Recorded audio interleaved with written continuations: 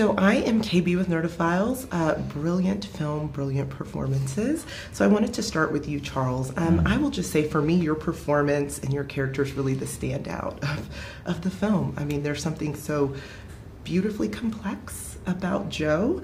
And so my question for you is kind of, how did you go about showcasing the duality of Joe while also kind of allowing the space for him to flourish as the film continues? Yeah, I think that it first started with Sammy's script. There's just this beautiful, vast blueprint to explore who this man was, this character. And when you have Todd Haynes by your side, I mean, everything's limitless. And, there was so much in between the text and Sammy's script where, just looking at this man and just what he experienced at such a young age, there's this repression, this arrested development, and just understanding how the emotional makeup of that would translate into the physicality of who he was. And, there's just so much, I think, with Joe where he can express so much, and just there's power in his silence and his quietness.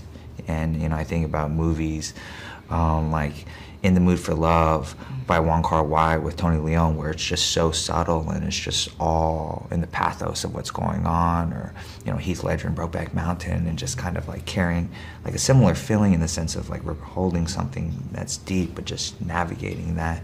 Really, I found parallels with Joe. Oh, wow. I mean, and truly, truly incredible performance. Oh, thanks. And for you, Todd, this film is really such a fine line when it comes to kind of managing the heavy subject matter, the humanity, and also the humor.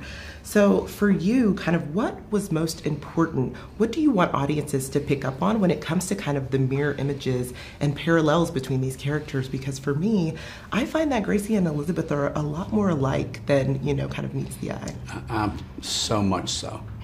I think there are parallels, and there are compelling and disturbing, because it's also, the whole film is about this ostensible desire on the part of this actress to get to the truth, get to something true, break down the walls that have surrounded this family, and tell us what really happened, right?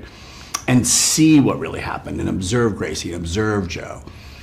And you realize that so looking is a theme throughout the film. Who's looking at who's watching who.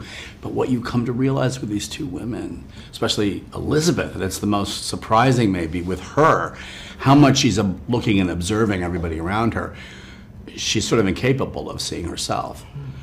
And that is true for Gracie as well.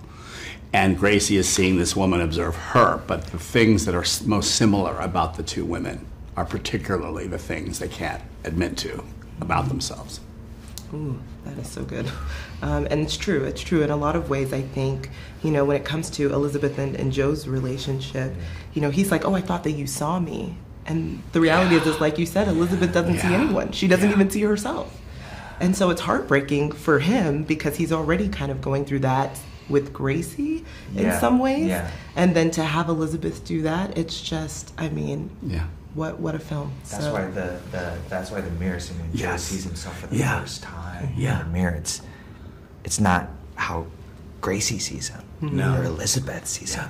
It's what does Joe see? Yes. And then we see him. And we see that because he's looking at the lens of the camera. And then he asks that question. Yeah. What if? What if I wasn't? If I was too young or wasn't ready, Right. That's man. Well, thank you both so much for taking the time to chat with Nerdophiles. I really can't wait for everyone to see this film. Thank you so much. Thanks. It's so fun.